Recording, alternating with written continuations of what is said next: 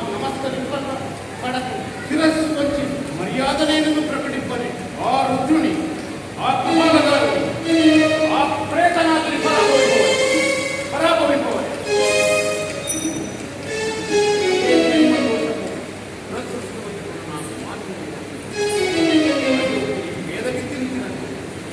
ఆ ఈశ్వరుడికి నా కుమార్తె ఆ మర్యాదనైనను పాటింపక మా అమ్మగారి నన్ను ఔన్నత్యము గడింపక నన్ను అవమానిస్తున్నాడు. అతని సేవకుడైన ఆ నంది వాడికి ఎంత అహంకారము. యాగభాగమునకు అనర్హునిగా నేను శివుని చెప్పించితని లోపించి ఆ నంది నన్ను మేఘము కూడా ఒకరిని చెప్పించున్నాడు. శివచిత్త జీవులైన దేవతలకు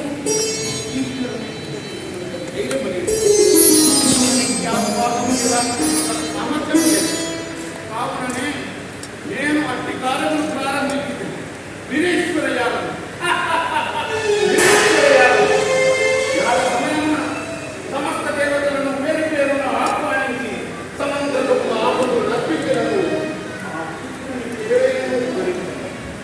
ఒక్క ధృతగ్రామైన సమర్పింపక యాగము పరిసమాప్తి చేసి ఆ అహంకారి పరాభవి ప్రజాపతిని అవమానించిన పరమేశ్వరుడికైనను పరాభవం తప్పదని లోకమునకు చాటదు.